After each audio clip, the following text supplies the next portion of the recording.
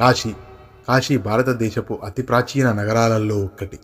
ఉత్తరప్రదేశ్ రాష్ట్రంలో ఉన్న కాశీ హిందువులకు అత్యంత పవిత్రమైన పుణ్యక్షేత్రం. వరుణ, అసి అనే 2 నదులు ఈ నగరం వద్ద గంగానదిలో కలుస్తాయి. అందుకే కాశీని వారణాసి అని కూడా పిలుస్తారు. ఇక్కడ ప్రవహించే గంగానదిలో స్నానమాచరిస్తే సర్వ పాపాలు నశిస్తాయని నమ్ముతారు. శివుడు ప్రళయకాలంలో తన త్రిశూలంతో కాశీని పైకెత్తి కాపాడుతాడు. 12 జ్యోతిర్లింగాలలో ఒక్కటైన విశ్వేశ్వర లింగం ఇక్కడ ఉంది. బౌద్ధులకు, జైనులకు కూడా ఇది పుణ్యక్షేత్రం. అంతేకాకుండా సూర్యాస్తమయం మంత్రముగ్ధులను చేసే అనుభవాన్ని అందిస్తుంది. ప్రతి సాయంత్రం హారతి వారణాసి యొక్క ప్రధాన ఘాట్లో నిర్వహిస్తారు. నగరం యొక్క అత్యంత ఆసక్తికరమైన అంశం అనేక ఘాట్లు ఉండటమే. కాశీలో గంగా స్నానం, బిందు మాధవ దర్శనం అనంతరం మొదట డిండి వినాయకుడు, విశ్వనాథుడు, విశాలాక్షి, కాలభైరవ దర్శనము అతి ముఖ్యము. ఎన్నో జన్మల పుణ్యముంటే తప్ప క్షేత్రపాలకుడైన భైరవుడు జీవిని కాశీలోకి అనుమతించడు. ఇక్కడ మరణం సంభవించుట లేదా దహనం చేయుట వల్ల మోక్షం వస్తుందని భావిస్తారు. అయితే కాశీలో గద్దలు ఎగరవు, గోవులు పొడవవు, బల్లులు అరవవు, శవాలు వాసన పట్టవు. కాశీలో మరణించిన ప్రతి జీవి కుడిచెవి పైకి లేచి ఉండటం ఆశ్చర్యం. భూగోళం అవతరించిన సమయంలో తొలికాంతి కిరణం కాశీపై పడింది. అప్పటి నుంచి జ్ఞానం మరియు ఆధ్యాత్మిక అంశాల నెలవుగా పుణ్యక్షేత్రమైన కాశీ పేరుగాంచింది. సుమారు 5000 సంవత్సరాల క్రితం శివుడు వారణాసి నగరాన్ని స్థాపించాడని పౌరాణిక గాథల సారాంశం. ఇది హిందువుల 7 పవిత్ర నగరాలలో ఒకటి. ఋగ్వేదం, రామాయణం, మహాభారతం, స్కంద పురాణం వంటి అనేక భారతీయ ఆధ్యాత్మిక గ్రంథాలలో కాశీనగరం యొక్క ప్రసక్తి ఉంది. గోముఖం నుండి బయలుదేరే గంగమ్మ విచిత్రంగా దారి మళ్లీ దక్షిణ దిశగా ప్రవహించి దన్నుసాకారపు కాశీ పట్టణాన్ని చుట్టి తిరిగి తన దారిలో ప్రవహిస్తోంది. ఇక ఇక్కడ విశ్వేశ్వరాలయం, అన్నపూర్ణాలయం, విశాలాక్షి ఆలయం, వారాహిమాత ఆలయం, తులసీ మానస మందిరం, సంకట యోచనాలయం, కాలభైరవాలయం, దుర్గామాత దేవాలయం, భారతమాత మందిరం, ఇలా కాశీలో ఎన్నో దేవాలయాలున్నాయి. ఇక వారణాసిలో ప్రత్యేకమైనది మణికర్ణికా ఘాట్. వారణాసి నగరంలో గంగానది ఒడ్డున ఉన్న అత్యంత పవిత్రమైన శ్మశాన వాటికలలో ఒకటి.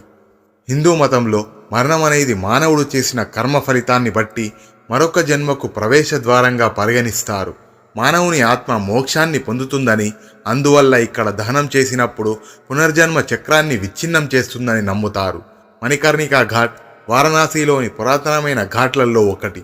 5వ శతాబ్దానికి చెందిన గుప్తా శాసనంలో దీని ప్రసక్తి ఉంది. బ్రహ్మకుమారులలో ఒక్కడైన దక్ష ప్రజాపతి చేసిన యజ్ఞంలో శివుడిని అవమానించడానికి ప్రయత్నించినప్పుడు సతీదేవి తనను తాను అగ్నికి ఆహుతి చేసుకుంటుంది.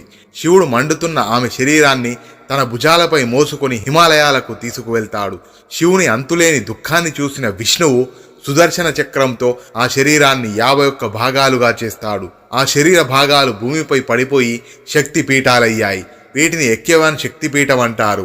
సతీదేవి శరీర భాగం పడిన చోట్లల్లా శివుడు శక్తిపీఠాన్ని స్థాపించాడు. మణికర్ణికా ఘాట్ వద్ద మాత సతీదేవి చెవి ఆభరణం పడిపోతోంది. అక్కడ పడిన సతీదేవి చెవిపోగుల కారణంగా ఈ ఘాట్కు మణికర్ణికా ఘాట్ అనే పేరు వచ్చింది. ఇక్కడ మరణించిన ప్రతి ఒక్కరి చెవులల్లో మహాశివుడు తారక్ మంత్రాన్ని పునరావృతం చేస్తాడని నివేదించబడింది. ఇంద్రేశ్వర్, అవిముక్తేశ్వర్, చక్ర పుష్కరణి, ఉమాతారక్, పితామహ, స్కంద్ మరియు విష్ణు తీర్థయాత్ర మణికర్ణికా ఘాట్ ముందు ఉన్నాయి. ఈ ఘాట్ వద్ద స్నానం చేసిన తర్వాత ప్రసిద్ధి చెందిన పంచక్రోశి యాత్ర ఇక్కడ ప్రారంభమవుతోంది మరియు స్నానం తర్వాత ఇక్కడ ముగుస్తుంది. ఈ ఘాట్లోని ఎక్కువ ఆలయాలు శివునికి అంకితం చేయబడ్డాయి. వాటిల్లో తారకేశ్వర్ శివ్, మణికర్ణికా శివ్, రాణి భవానీ శివరత్నేశ్వర్ శివ్, అమేధి శివ్, మనోకామేశ్వర్ శివ్ మరియు మణికర్ణికా వినాయక్, రుద్రేశ్వర్ శివ్, సిద్ధి వినాయక్ శివ్. ఇవన్నీ బెంగాల్, మహారాష్ట్ర, మధ్యప్రదేశ్, రాజస్థాన్, ఉత్తరప్రదేశ్ మరియు బీహార్ వివిధ చక్రవర్తులు వేరువేరు సమయాలలో ఈ దేవాలయాలను నిర్మించారు. ఈ ఘాట్ వద్ద దహన సంస్కారాలు చేయడానికి దేశం నలుమూలల నుండి ప్రజలు వస్తుంటారు. దహన జ్వాల ఎప్పుడూ ఆరిపోదు. మణికర్ణికా ఘాట్లో దహనం జరగని రోజు ప్రపంచం అంతమవుతుందని ఒక నానుడి. కాశీనగరమే ఓ మహా శ్మశానం అనుకుంటే కాశీనగరంలోని మణికర్ణికా ఘాట్లో ఉన్న శ్మశానమే అన్నిటికన్నా పెద్దది. వారణాసి, బనారస్ లేదా కాశీ, దానికి ఎన్నో పేర్లున్నాయి. ఇది ఈ గ్రహం మీద అత్యంత ప్రాచీనమైన నగరం. వరుణ ఇంకా అసి అనే రెండు నదుల మధ్య నిర్మించబడిన గొప్ప నగరం కావటం వల్ల దీనిని వారణాసి అని పిలుస్తారు. వివిధ రకాల దృశ్యాలు, శబ్దాలు మరియు సుగంధ వాసనలు ఘాట్ వద్ద మిమ్మల్ని పలకరిస్తాయి.